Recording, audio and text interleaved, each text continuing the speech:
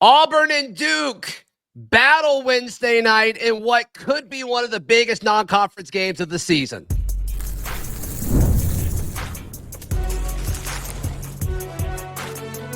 You are Locked On College Crossover, part of the Locked On Podcast Network.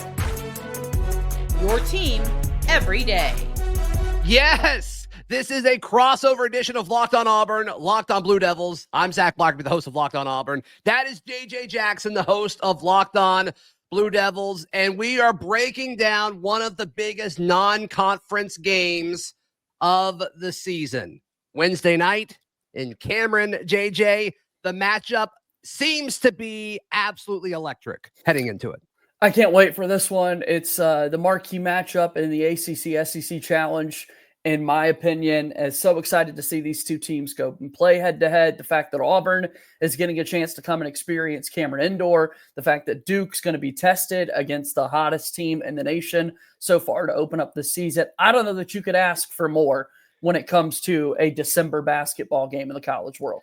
Yeah, JJ, the way you worded that, and it's the same way Auburn fans are wording it too. We get to go to Duke. We get to play Duke. We get to go to Cameron Indoor. I've been saying the same thing. And whenever, Auburn's had several big non-conference opponents, Maui, which they won, by the way, as well as, they're playing Purdue and Birmingham.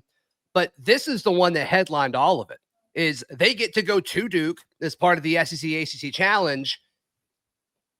I wonder if that mindset of we get to play this opponent, I do wonder if that's going to have an impact at all in this one. Yeah, very elitist of me to word it that way. And no, Auburn people are saying the same thing, though. I didn't take it as elitist.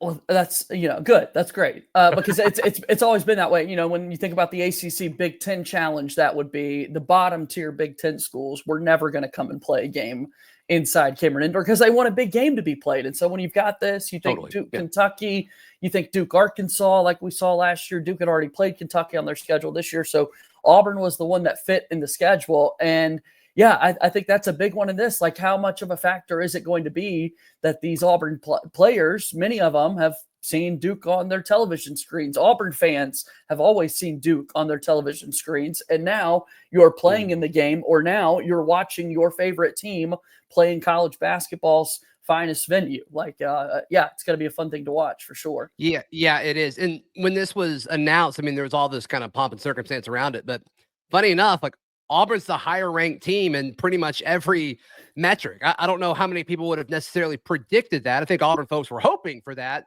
But Auburn number 1 in KenPom, Duke number 4 in KenPom, Auburn's number 2 in the AP poll. I should have checked where Duke was. 9. Yeah, which seems a little low. I'm not going to lie to you. But, it is a little funny that this is kind of how we're talking about this. Auburn gets to go to Duke, but Auburn is the higher ranked team here. No doubt. Yeah, it's wild. I didn't think that we'd be in this position. I thought for sure that Duke would be the higher ranked team in so many regards.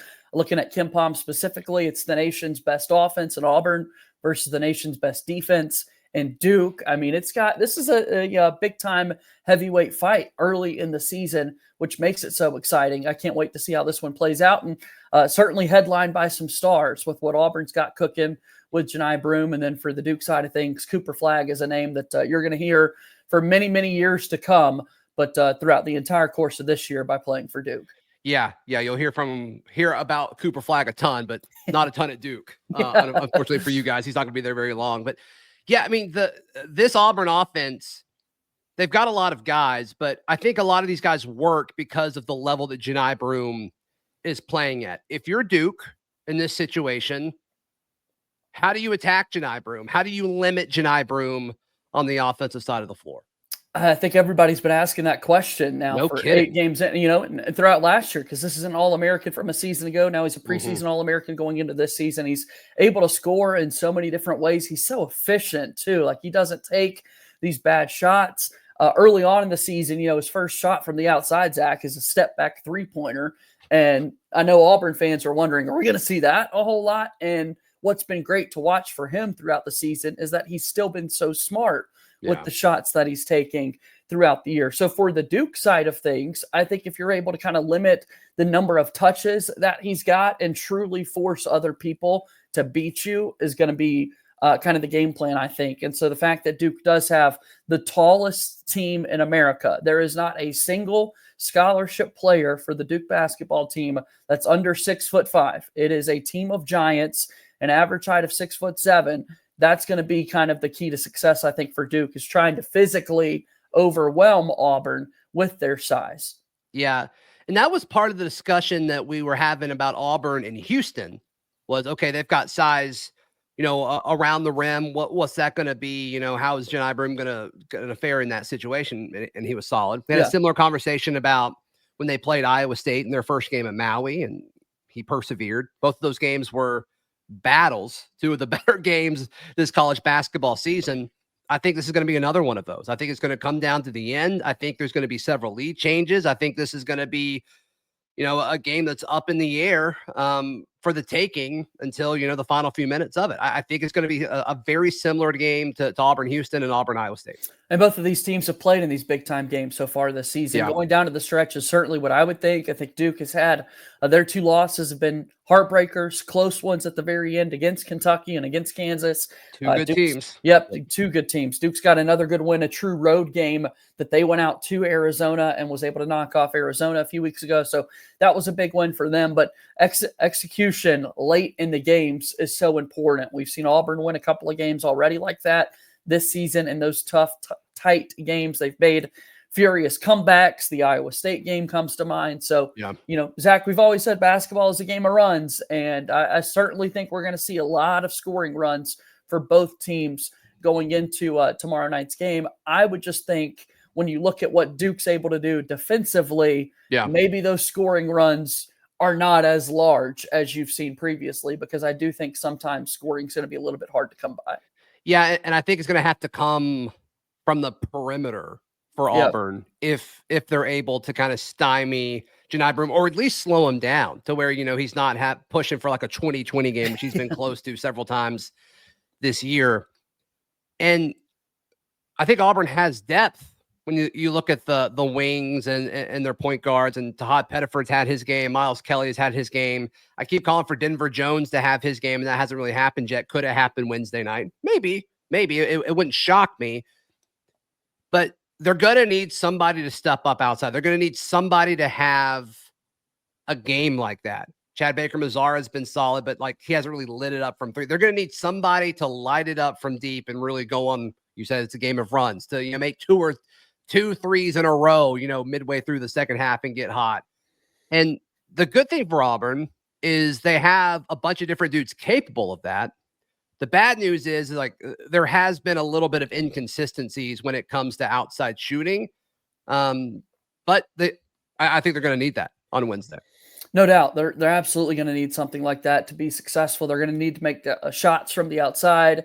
The Cameron Crazies are going to be fired up and excited for this one. This is truly the first big game of the season inside Cameron Indoor. All of Duke's other big games have either been on the road or at neutral sites. This is right before the students go away for winter break, so kind of a last opportunity to make an impact like that. And Auburn's going to be used to kind of those smaller venues in the sport, like Neville Arena, kind of copying that Cameron Indoor blueprint. That's let's not keep adding seats. Let's make it as intense as possible in these close quarters and close conditions. So, but I do think that 3-point shot could be a difference in this one for Auburn. How does Auburn slow down Cooper Flagg? We discuss that in just a moment, right here on Locked On Auburn. Today's show brought to you by our friends at Game Time. Game Time is the best place when it comes to buying tickets. JJ, let me ask you a question. May I ask you a question? Please do, yes. Can you imagine buying tickets anywhere other than Game Time? Not at all, no.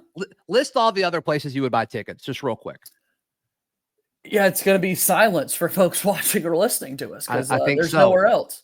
What's your favorite feature on the Game Time app? There's so many. I'm asking you to just pick one. Yeah, so I'm actually going to get to go see LeBron play this weekend in Atlanta, Lakers Hawks. And my favorite part about getting the tickets on Game Time was getting to see where I was going to be sitting before I get. This is the last chance for me, Zach, before he retires, to see LeBron. And so the fact that Game Time let me kind of get a preview of the angle I'm going to get to see him from, love it.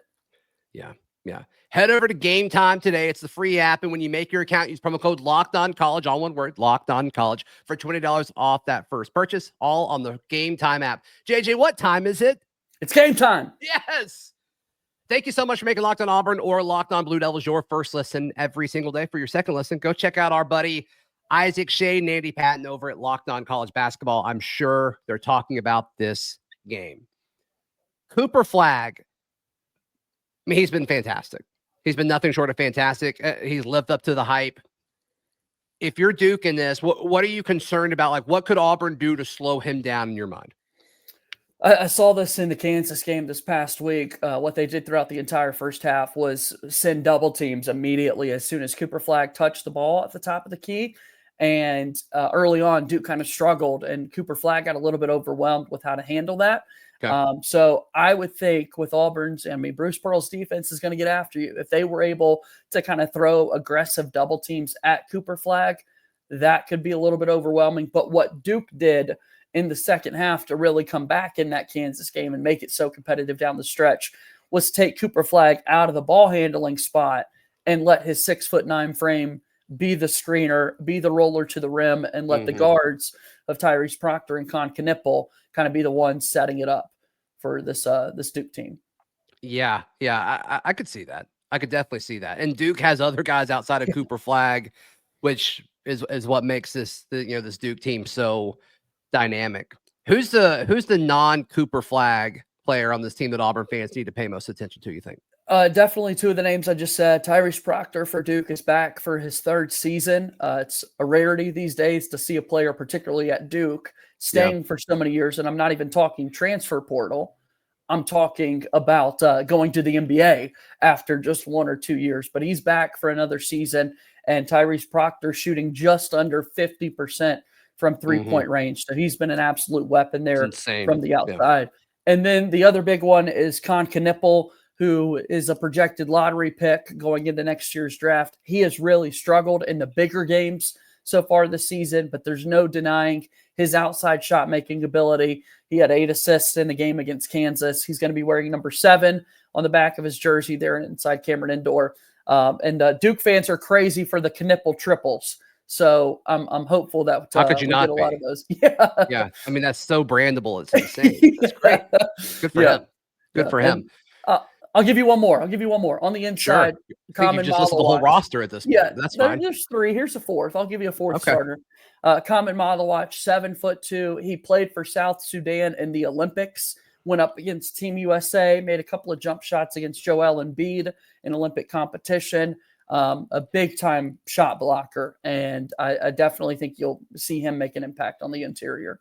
You want to list 3 or 4 bench players too, or you think? Well, that's the thing about Duke, Zach, is that early on in the season it is a team full of 5 stars, but the rotation has only been 7 or 8 deep, and this goes all the way back to the days of Coach K and John Shire spending many years playing for Coach K, and as his associate head coach, hasn't changed that philosophy much at all, that they don't go deep onto the bench. So I've pretty much named everybody that's set to make this big impact.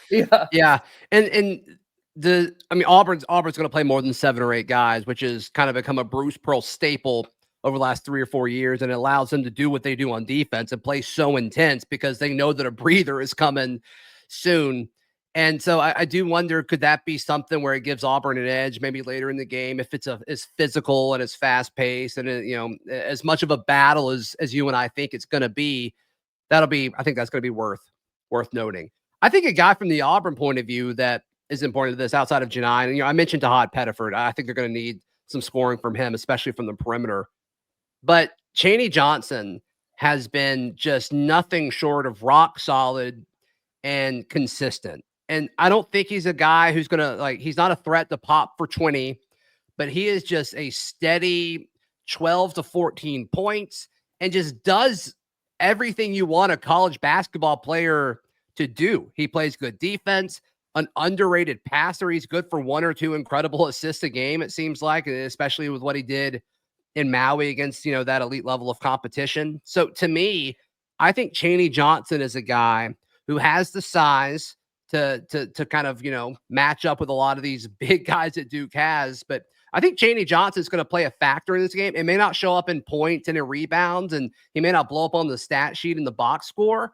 But I think as far as impact, Johni Johnson is a guy to watch. Yeah, for my LOBDers, the Locked On Blue Devils, Johni Johnson, 6'7", 225. So a big time physical And every presence. bit of it.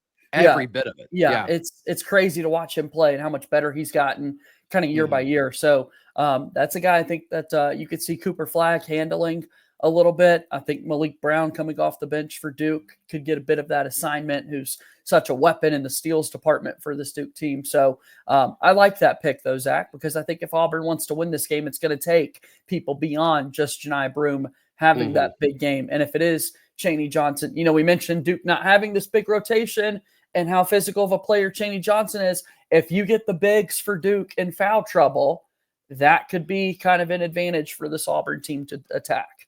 Yeah. And then, just staying on the topic of Auburn bigs, I mean, Johni plays a lot of his minutes at the 5, but he has been starting at the 4, and Dylan Cardwell has been starting at the 5. And it did seem like during stints in Maui, they put them both on the floor together a little more often. And Dylan had some pretty good games in Maui. So I do wonder, since size has been a big part of this conversation, do they stay big for longer than they typically do? I think that could be part of this matchup worth watching. Absolutely. I would say as a counter there with what Duke's able to do defensively, I mean, they've held a team to 35 points in a game this season, 48 their most recent time out. I mean, it is a defense that it is really hard to score on. And the fact that for the most part, Dylan Cardwell is a bit of a non-factor in the scoring department for Auburn. I'd almost wonder if Duke plays him off the floor and says, nope, you're going to have to find somebody else who can try and score against us. But to that size advantage, yes, it makes total sense for the 6'10" Dylan Cardwell to come in and try to make an impact. Yeah, and better defender than offensive player, right? 100%, no doubt, 100%. If you had to boil this down to like one specific matchup, give me one. You know both these rosters really well, so give me, what do you think the most important single matchup in this game is? I think it'd be easy to go the Johni Broome kind of Cooper Flagg. How does that play out? Although I really don't know how much of time they're going to be spending playing. Yeah, that's what kind of makes this a little tricky, right? Because on the offensive end of the floor, Cooper Flagg is fairly comfortable. I know I mentioned him kind of giving up in the double teams, but this is a guy who played for Team USA in their select camp leading up to the Olympics this year. Right. And everybody on the team was oohing and ahhing. This will be the number 1 pick in the draft this upcoming year. If he can kind of pull Johni Broome away from the basket, what does that look like? Johni's been a great defender throughout his college career, but most of it has kind of been there on the interior. So if they can kind of pull him away, get him to defend the dribble, I think that'll be a bigger thing. But I'll go in the guards. I'll go kind of in the backcourt. What does it look like in terms of sharing the basketball? This Duke team ranks in the 320s in assist rate that they're giving up. So an Auburn team should look to exploit that. The defense has been so great, but Duke, for whatever reason, their defense is giving up a lot of kind of easy open passes. And if the shots are able to be knocked down, it's kind of an anomaly there statistically that I've kind of been baffled by, is why teams are having so much success in that assist department. So kind of Tahad Pettiford, Denver Jones settling things down for Auburn, setting up their teammates. And then conversely, on the other end, can Duke finally get a big game out of Caleb Foster this season, or Tyrese Proctor setting their teammates up? Yeah. Yep. That's a great point. So which conference is better at basketball, the SEC or the ACC? And do we actually learn the answer to that this weekend? Let's take a stab at that next, right here on this crossover edition of Locked On Auburn and Locked On Blue Devils. Today's show brought to you by our friends at FanDuel, America's #1 sportsbook. JJ, let me ask you a question. May I ask you another question? Please do. Yes, I love Can you imagine wagering anywhere other than our friends at FanDuel? It's America's #1 sportsbook. I mean, I've talked about it before. I'm pretty elitist in many things, so I've got to go for the #1. That's right. Yeah. And FanDuel has you covered there. Right now, you can bet $5. You get $150 in bonus bets. Are you kidding Pretty me? Good. Are you kidding me? I think that's insane. I think it's electric. I absolutely love it. Absolutely love it. As we record, this line is still not up for Auburn and Duke, or I would have brought that up. But FanDuel is America's #1 sportsbook. Once again, hit on that first $5 bet, you get $150 in bonus bets. Incredible. FanDuel.com, America's #1 sportsbook. Thank you so much to all the everydayers for Locked on Auburn and Locked on Blue Devils. I mean, I think everybody watching the show is going to agree, whether it's on the Auburn side or the Duke side, that this is the premier matchup for the SEC ACC challenge. But when you look at it, I mean, I guess the only other argument would be is it Bama and Bama and North Carolina. But I mean, I think our matchup is better. Yeah, no doubt. Excited to see the whole kind of series play out between these two conferences. I do think this is the staple event with the Auburn and Duke game being played. I would just say I hate that they're all played on the same night in so many ways, Zach, because this really could be this big grand event throughout. It's 2 nights, right? You got 2 nights, correct? Yes, a little more than half on Tuesday, and then when I hate that they're all the same time, which is what you're saying. I understand what you're saying now. But yeah, it's kind of wild to me. But the fact for some ACC geography, the fact that you've got Duke, UNC, and NC State all within 25 minutes of one another, all playing their games on the same night, why not kind of spread that out just a little bit so that folks can truly get a chance to I'm truly thankful for you saying geography on this show. Not often do we mention that word in one of these shows. Gosh, but I mean, this is truly incredible. I could do a thing or two. I mean, who do you think you think the SEC wins it, or you think the ACC wins it? The ACC's been down this year, which is tough. I mean, historically, you look at these conferences, and the ACC would say point to our trophy cases with what Duke and North Carolina have done, and you've got NC State going to a Final Four last season, Miami going to a Final Four, running into an Auburn team just a few seasons ago with Jabari Smith and Walker Kessler. But right now, it's just kind of been Duke, North Carolina, and Pitt are the only 3 teams kind of ranked in the top 25, and the ACC is just littered from top to bottom with so many good schools there. So early advantage SEC, I think that'll be the advantage throughout the course of the year. Although I will say over the last 4 or 5 NCAA tournaments, it's been the ACC who's standing the tallest amongst these big conferences with the number of teams that they've still got standing when you get to the Elite 8 and Final Four and that sort of thing. Yeah, you've got a few that are interesting, like Arkansas at Miami, Syracuse at Tennessee, Wake Forest at Texas A&M, Ole Miss at Louisville. Yep. And then tomorrow night, I like Texas, NC State. I mean, NC State, again, went to a Final Four last season, knocked off Duke, unfortunately, in the Elite 8. That one still stings. But Texas, first season in the SEC, what they're going to be able to do for that conference, a fun venue for SEC teams to go and get to play. And I think they're a good team so far this year. Cal at Missouri on this list threw me for a second. Like, that's a matchup? Yeah. It's like typo. Oh, wait, no, Cal's an ACC That's real. team. That's real. Right. Yeah. That's right. Who wins between Auburn and Duke? I do think it's time for Duke to kind of get their big win on the season. It's been really difficult for non-conference teams to come in and win these games on the road. I think Auburn's going to give Duke every single thing possible. But Duke having a couple of costly turnovers late against Kentucky and Kansas, 3rd time's the charm.